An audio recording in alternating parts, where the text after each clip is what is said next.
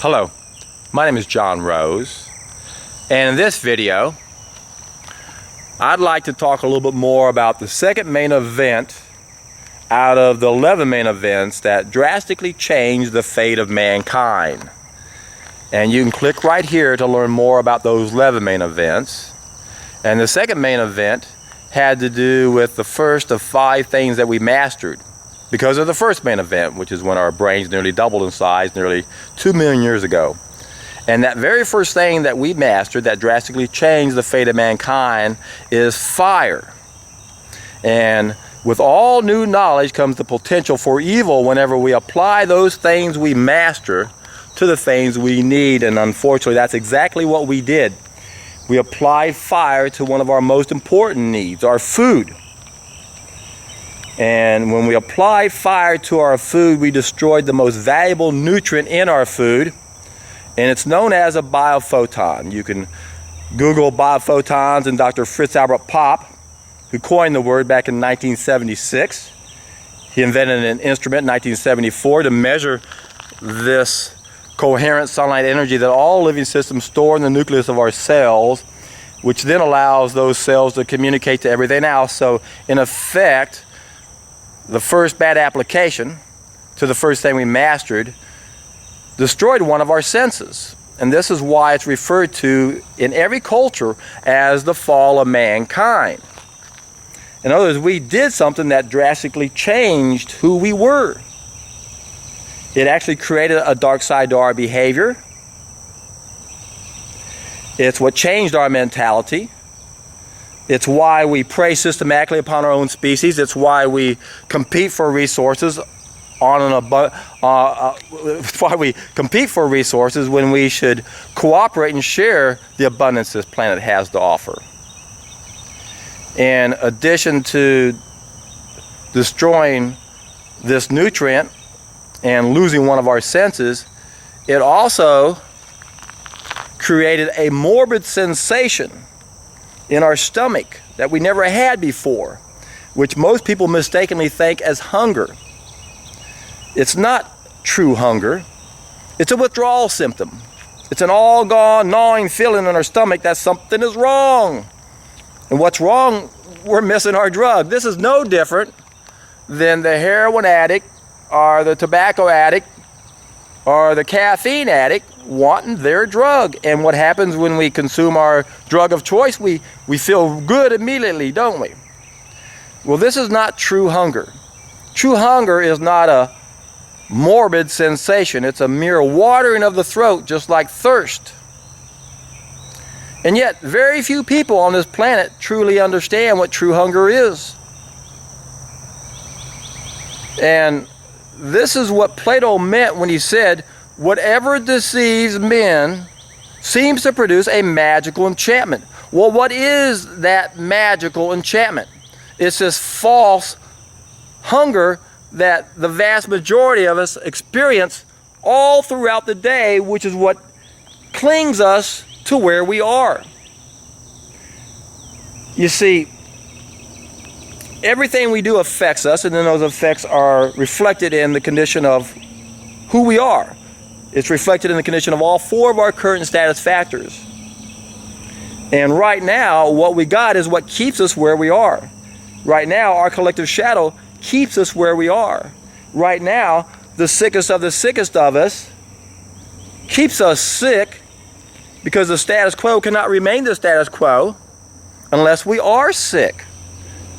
Now, I realize how difficult of a message that is for the vast majority of us to wrap our brain around. And that's why there's really only one thing we can do to get a better understanding of what I'm talking about, and that is by doing something most of us have never done before. And you can click right here and do the first of a 3-step process that I perfected so you can understand what I'm saying. When you do the first step for the appropriate length of time based on your own individual condition, you will finally flush out a cesspool you didn't know you had inside you. You will bump up those biophotons so you start feeling connected to everything.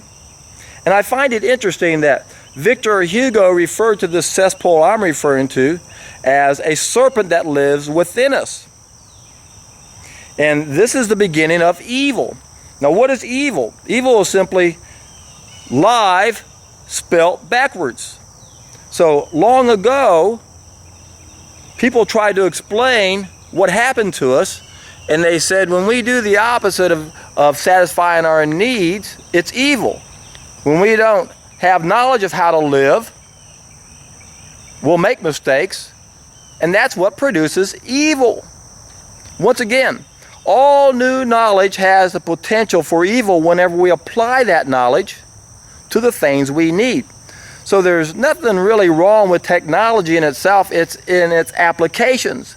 And with all new knowledge, there's all types of applications. Many times it takes many years before we find more applications to things. And we see that all the time with technology, with computers, with all the things we invent.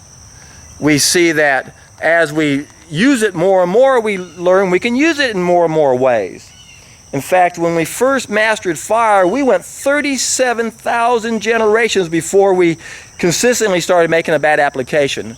And that happened about 3,000 generations ago, which would be about 99% into our existence. So for 99% of our existence, we lived in paradise. Meaning that we had a place where there weren't any problems that were within our control. But as soon as we did something wrong, we created a problem that was within our control. And there's only one thing we can do to overcome these mistakes, and that is for enough of us to do something to get everyone else's attention. Now, I've come up with 3 main ways we can correct 5 main mistakes that are causing most of our problems. And I really don't care which of these 3 ways you use. All I understand is that 2 of these 3 ways most of us are not willing to do, so we'll probably never get enough people's attention that way. And if we don't reach the tipping point, things will never change. So never before in the history of mankind has there been a need for a vast majority of us to do something only on a temporary basis so we can see what we're missing and, most importantly, get everyone else's attention. And I can guarantee you, my friends, if we can get enough of us to take the very first of my 3-step process, remember you can click here to do that,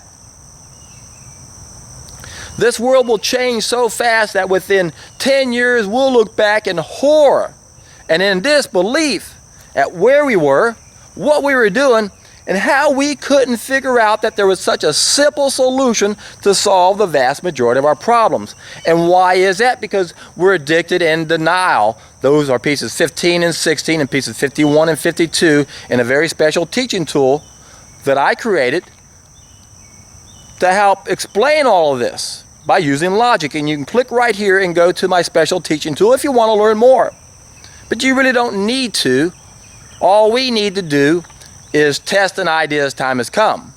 Once again, click here and go to my seminar, which will explain how to do the first of my 3-step process. And I can guarantee you, whenever you do this, you're in for a treat.